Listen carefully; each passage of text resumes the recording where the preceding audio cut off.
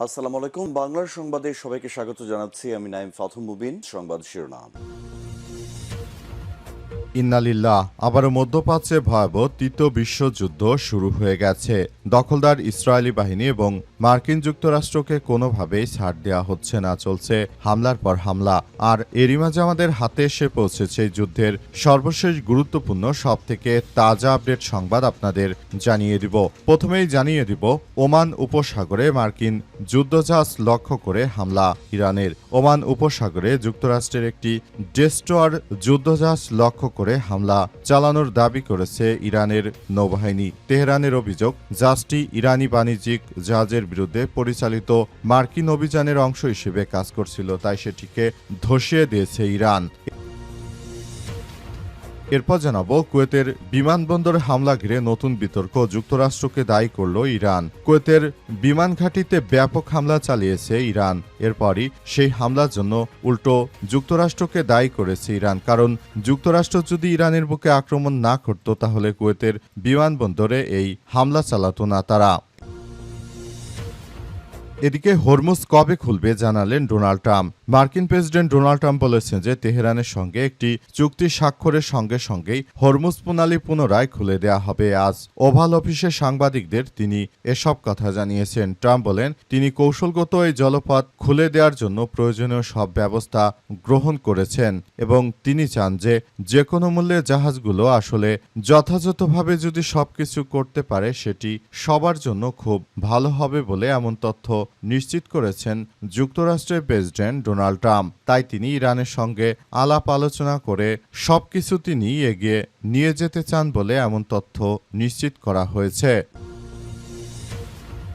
এবারে জানাবো $200 কোটি সামরিক ড্রোন কিনতে যাচ্ছে ভারত। আধুনিক যুদ্ধক্ষেত্রে ড্রোনের ক্রমবর্ধমান চাহিদা বাড়ায় ভারতের অভ্যন্তরীণ প্রতিষ্ঠানগুলো থেকে চলতি বছরেই $200 কোটি বেশি দামের সামরিক ড্রোন কেনার প্রস্তুতি নিচ্ছে ভারত। পরিকল্পনা অনুযায়ী এটি হবে দেশটির ইতিহাসে সবথেকে বড় ড্রোন ক্রয় কর্মসূচি। এবং সর্বশেষ জানাবো জ্বালানি তেলের দাম বাড়ানোর পর সরকার বিদ্যুতের দাম বাড়ালো। দেশে আবারও বিদ্যুতের দাম বাড়ানো হয়েছে। সরকার ও ভোক্তা পর্যায়ে বিদ্যুতের মূল্য রেকর্ড 20% বাড়িয়েছে এবং এই প্রক্রিয়ার মধ্য দিয়ে মূলত বাংলাদেশের জনগণের উপর আবারও মরার উপর খরার ঘা নামল। বিদ্যুতের মূল্য বৃদ্ধিতে সারা দেশ জুড়ে মানুষ অস্বস্তিতে রয়েছে, কারণ এমনিতেই সব জিনিসপত্রের দাম বাড়িয়েছে বর্তমান সরকার। তারা ক্ষমতা আসার পর গ্যাসের দাম বাড়িয়েছে, বিদ্যুতের দাম বাড়িয়েছে, এমন কোনো জিনিস নেই যেটির দাম তারা বৃদ্ধি করেনি। সুতরাং এটি যদি তাদের করণীয় ছিল তাহলে তাদের সরকারে আসার প্রয়োজন ছিল বলে মনে করি না আমরা। প্রিয় দর্শক, এতক্ষণ শুনছিলেন সংবাদ শিরোনাম, এবারে বিস্তারিত। তবে তার আগে বন্ধুরা অনুরোধ থাকবে এই সংবাদটিতে একটি লাইক দিন। এই চ্যানেলে আপনি নতুন হয়ে থাকলে আমাদের সংবাদটি দেখতে দেখতে চ্যানেলটি সাবস্ক্রাইব করে রাখুন। কমেন্ট করে বন্ধুরা আপনার মূল্যবান মতামত জানিয়ে দিন আপনি বিশ্বের কোন দেশ থেকে বা বাংলাদেশের কোন স্থান থেকে আমাদের সংবাদটি দেখছেন এবং শুনছেন। আর বন্ধুরা, সংবাদটি আপনার সোশ্যাল মিডিয়া ফেসবুকে শেয়ার করে বন্ধুদেরও দেখার সুযোগ করে দিন। গাজা যুদ্ধে আপনি যদি নিরীহ ফিলিস্তিনিদের ভালোবেসে থাকেন বন্ধুরা, কমেন্টের মাধ্যমে সারা বিশ্বকে আমাদের এই তাজা আপডেটটি দেখার সুযোগ করে দিন। এবারে বিস্তারিত। কুয়েতের বিমানবন্দরে হামলা ঘিরে নতুন বিতর্ক, যুক্তরাষ্ট্রকে দায়ী করল ইরান। কুয়েতের আন্তর্জাতিক বিমানবন্দরে হামলা এবং এর জেরে হওয়া ক্ষয়ক্ষতির জন্য যুক্তরাষ্ট্রকে দায়ী করেছে ইরান। দেশটির ইসলামী বিপ্লবী গার্ড বাহিনীর সদস্যরা জানিয়েছে যে ধরনের সমস্যা বা ক্ষয়ক্ষতির সৃষ্টি হয়েছে এর জন্য মূলত মার্কিন যুক্তরাষ্ট্র এবং দখলদার ইসরায়েলি বাহিনী তারা দায়ী এবং তাদের কারণে মূলত এ রাষ্ট্রগুলোতে এই ধরনের সমস্যা দিনকে দিন বৃদ্ধি পাচ্ছে, সমস্যার পরিধি আরও বাড়ছে এবং এই বিষয়গুলো আমরা সবাই খুবই গুরুত্ব সহকারে দেখছি বলে এমন তথ্যই নিশ্চিত করা হয়েছে। এছাড়া আরও বলা হয়েছে যে কোনো মূল্যে এই ধরনের সন্ত্রাসী কার্যক্রমগুলোকে প্রতিহত করতে হবে। যদি এটা না করা যায় ভবিষ্যতে আমরা আরও বড় ধরনের সমস্যার সম্মুখীন হতে পারি বলে এমন তথ্য সামনে এসেছে। মূলত মার্কিন যুক্তরাষ্ট্র এবং দখলদার ইসরায়েলি বাহিনী তারা যে ধরনের সন্ত্রাসী কার্যক্রমগুলো শুরু করেছে সেগুলো সারা বিশ্বের জন্য এক ভয়ানক সন্ত্রাসী কার্যক্রমের মধ্য দিয়ে এগিয়ে যাচ্ছে। মূলত সারা বিশ্বের বুকে জায়নবাদী সন্ত্রাসীরা তারা মূলত যে কার্যক্রম আসলে চালাচ্ছে এটি আমাদের সবার জন্য খুব ভয়াবহ এক সন্ত্রাসী কার্যক্রম, কিন্তু বিষয়গুলো তারা খুবই গুরুত্ব সহকারে দেখভাল করছে। তারা এও জানিয়েছে যে পুরো বিশ্বের বুকে দখলদার জায়নবাদীরা তারা যে ধরনের কার্যক্রম আসলে চালিয়ে যাচ্ছে সেটি পৃথিবীর ইতিহাসে এক ভয়াবহ এবং বিতর্কিত এক ধরনের কার্যক্রম। তাদের এই বিতর্কিত কার্যক্রম থেকে মুসলিম বিশ্বকে বাঁচানোর জন্য এখনই সবাইকে একযোগে কাজ করতে হবে। যদি তারা বিষয়গুলো নিয়ে যথাযথভাবে আসলে কার্যক্রম চালাতে না পারে সেটি সারা বিশ্বের বুকে মুসলিমদেরকেই ভয়ানক বিপর্যয়ের মুখে ঠেলে দিতে পারে বলে এমন তথ্য সামনে এসেছে। মূলত মার্কিন যুক্তরাষ্ট্র এবং দখলদার ইসরায়েলি বাহিনীর সন্ত্রাসীরা তারা মূলত শুরু থেকে যে ধরনের কার্যক্রমগুলো চালাচ্ছে সেটি সারা বিশ্বের বুকে মুসলিমদেরকে এক ধরনের ভয়াবহ বিপর্যয়ের মুখে ফেলে দিয়েছে। মূলত মুসলিম রাষ্ট্রগুলোকে তারা টার্গেট করে যে ধরনের সন্ত্রাসী কার্যক্রম আসলে শুরু করেছে সেটি পৃথিবীর ইতিহাসে এক বর্বরতম অধ্যায় হিসেবে আবির্ভূত হচ্ছে।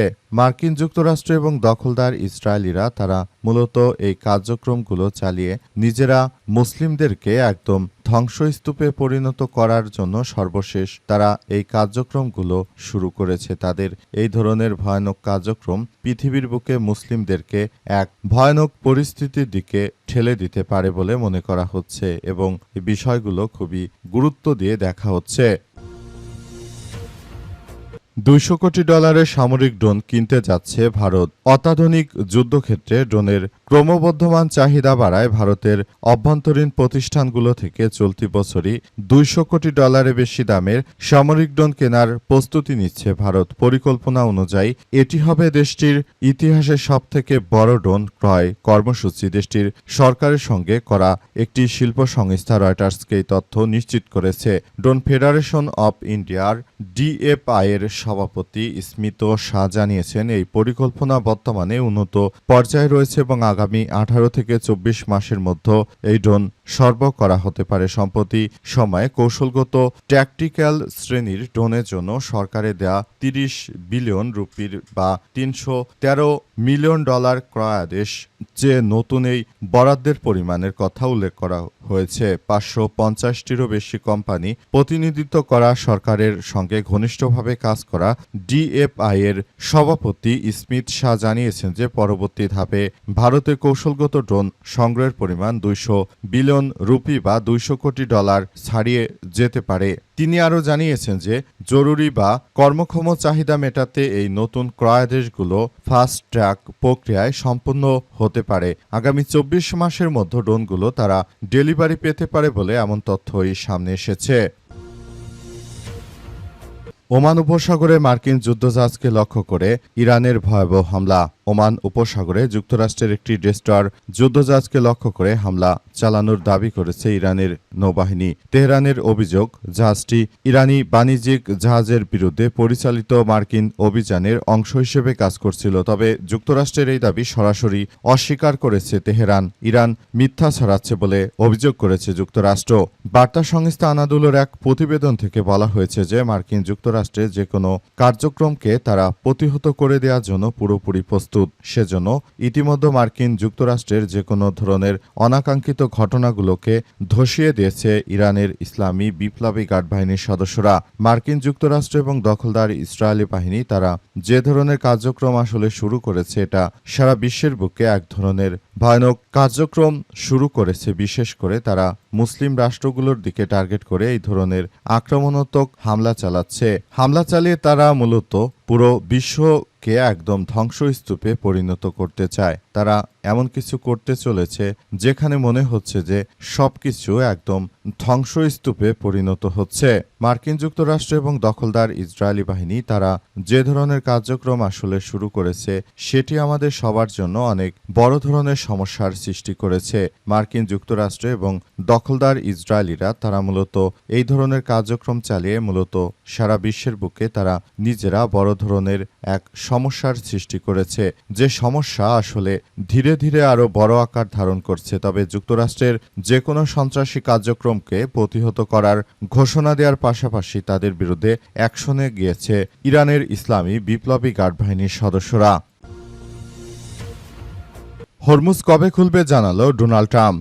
মার্কিন প্রেসিডেন্ট ডোনাল্ড ট্রাম্প বলেছেন যে তেহরানের সঙ্গে একটি চুক্তি স্বাক্ষরিত হলেই হরমুজ প্রণালী খুলে দেওয়া হবে বলে জানিয়েছেন তিনি আরও জানান, আমরা চাই যে হরমুজ প্রণালী সব রাষ্ট্রের জন্য উন্মুক্ত হয়ে যাক। সে কারণে আমরা হরমুজ প্রণালী আসলে খোলার জন্য নানাভাবে প্রচেষ্টা অব্যাহত রেখেছি বলে জানিয়েছেন যুক্তরাষ্ট্রের প্রেসিডেন্ট ডোনাল্ড ট্রাম্প। তিনি আরও জানিয়েছেন যে কোনো মূল্যে আমরা হরমুজ প্রণালী সম্পূর্ণ খুলে দিতে চাই। ইরানের সঙ্গে আর যুদ্ধ করা হবে না বলে উল্লেখ করে মার্কিন যুক্তরাষ্ট্রের প্রেসিডেন্ট ডোনাল্ড ট্রাম্প তিনি আরও দাবি করেছেন যে আমরা ইরানের সঙ্গে কোনো ধরনের কোনো বড় যুদ্ধ আসলে করতে চাই না। আমরা এমন কিছু করতে চাচ্ছি যেগুলো দেখে সবাই সারা বিশ্ব জুড়ে সবাই যার যার জায়গা থেকে পুরো পরিস্থিতিগুলো সুন্দরভাবে মোকাবেলা করার চেষ্টা করবে। তিনি আরও জানিয়েছেন যে আমরা এই বিষয়গুলোকে খুবই গুরুত্ব সহকারে দেখভাল করতে চাই এবং আমরা এমন কিছু করতে চাই যেগুলো সারা বিশ্ব জুড়ে এক ভয়াবহ কার্যক্রম পরিস্থিতির সৃষ্টি করতে পারে। পুরো বিষয়গুলোকে অত্যন্ত গুরুত্ব সহকারে দেখা হচ্ছে এবং এই বিষয়গুলো নিয়ে অত্যন্ত জটিল আকার ধারণ করেছে। আমরা মূল বিষয়গুলোকে সারা বিশ্বের বুকে যে ধরনের সন্ত্রাসী কার্যক্রম তারা শুরু করেছে সেই কার্যক্রমগুলো চালানোর মধ্য দিয়ে সবাইকে এগিয়ে যেতে হবে বলে উল্লেখ করা হয়েছে। মধ্যপ্রাচ্য সহ সারা বিশ্বের বুকে এখন যে ধরনের সন্ত্রাসী কার্যক্রম মার্কিন যুক্তরাষ্ট্র অব্যাহত রেখেছে এর জন্যই মূলত ইরান হরমুজ প্রণালী বন্ধ করে দিয়েছে, যাতে করে যুক্তরাষ্ট্র আর কোনো ধরনের সন্ত্রাসী কার্যক্রম করতে না পারে।